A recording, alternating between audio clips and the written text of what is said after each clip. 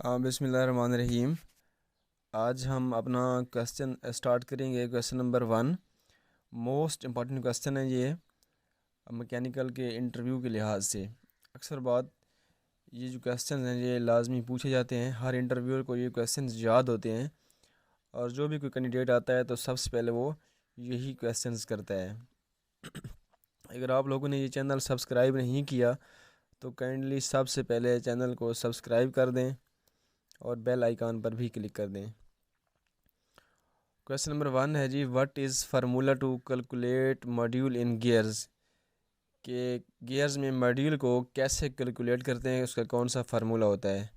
Module मालूम करने का हमारे पास जो फार्मूला होता है वो क्या होता है, pitch circle diameter over number of teeth, यानी कि जितना भी उसका पिच सर्कल का डाया होगा उसके ऊपर हम उसके जितने भी नंबर ऑफ टीथ होंगे उसको डिवाइड करवा देंगे, यानी कि m = d/t। ये इसका मॉड्यूल फाइंड करने का फार्मूला है।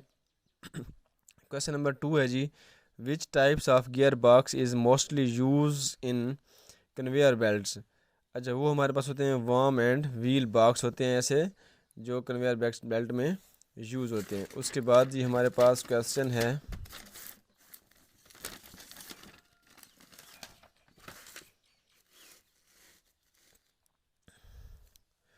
In industrial gear box which oil is used. कौन सा ऑयल इस्तेमाल होता है इंडस्ट्रियल गियर बॉक्स में।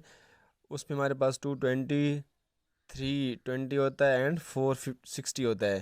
जो हमारे पास 220 और 320 हैं ये हमारे पास स्मॉल के लिए होते हैं। जो हमारे पास 460 है ये हैवी ऑयल के लिए, हैवी मटेरियल के लिए इस्तेमाल किया जाता है। क्वेश्चन नंबर हमारे पास 4 है जी, what is difference between spur gear and helical gear. इनमें आपस में फ़र्क क्या होता है। हेलिकल गियर जो होता है उसके दंदाने एक एंगल पे होते हैं, यानी कि उसके दंदाने जो होते हैं ना वो एक जाविये पर होते हैं, लेकिन जो स्पर गियर होता है उसके दंदाने बिल्कुल सीधे होते हैं। ये इनमें फ़र्क है जी, आप लोगों ने याद रख लें इसको। उसके बाद जी हमारे पास क्वेश्चन नंबर 5 है, वाई बिग बियरिंग वर हीटेड बिफोर फिटिंग। बड़े बेयरिंग्स को हीट क्यों किया जाता है फिटिंग से पहले। उसकी कॉमन सी वजूहत हैं जी। क्या वजूहत हो सकती है कि the force needed to amount bearing increase rapidly with bearing size. कि जब भी हम किसी बेयरिंग को फोर्स लगाते हैं माउंट करने के लिए, तो छोटे बेयरिंग अगर हम फिट करेंगे तो हमें थोड़ी फोर्स लगानी पड़ेगी, लेकिन जैसे जैसे हम बड़े बेयरिंग इस्तेमाल करेंगे तो हमें बहुत ज़्यादा फोर्स की ज़रूरत होती है। तो जो बड़े बेयरिंग्स होते हैं उन पर हम ज़्यादा फोर्स नहीं लगा सकते, तो उनको हीट कर लिया जाता है। हीट करने से क्या होता है, मेटल है उसकी जो लंबाई होती है वह थोड़ा ज़्यादा हो जाती है, पिघल जाता है। उसके बाद वो ठंडा होने पर फिर अपनी असली हालत में भी वापस आ जाता है, तो उससे वो फिटिंग आसानी से हो जाती है।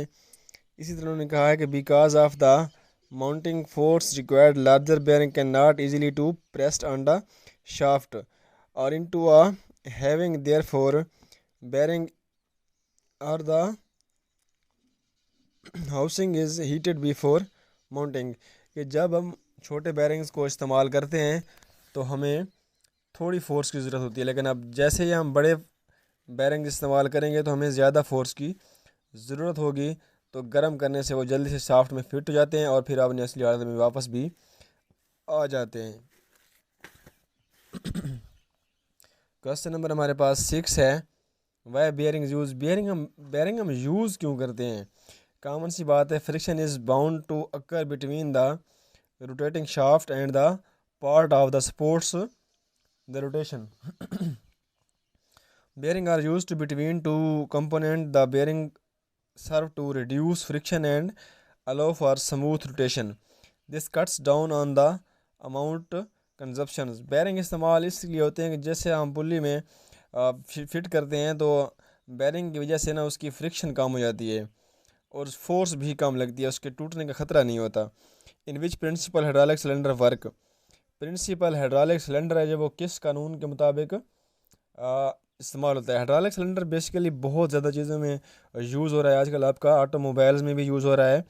तो ये पास्कल के कानून के मुताबिक ये वर्क करता है, पास्कल लॉ के मुताबिक।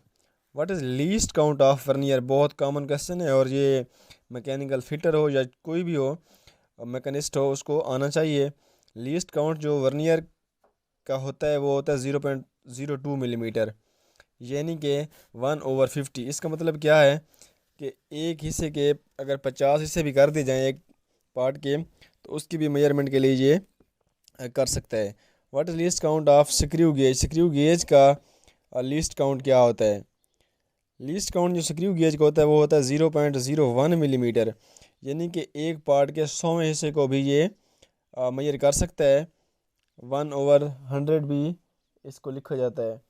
उसके बाद आप लोगों से क्वेश्चन है कि अगर एक गियर का डाया 350 मिलीमीटर हो और उसके टीथ हों 50, तो इसका मॉड्यूल कैसे फाइंड करेंगे? ये आप लोगों ने कमेंट बॉक्स में सॉल्व करके बताना है।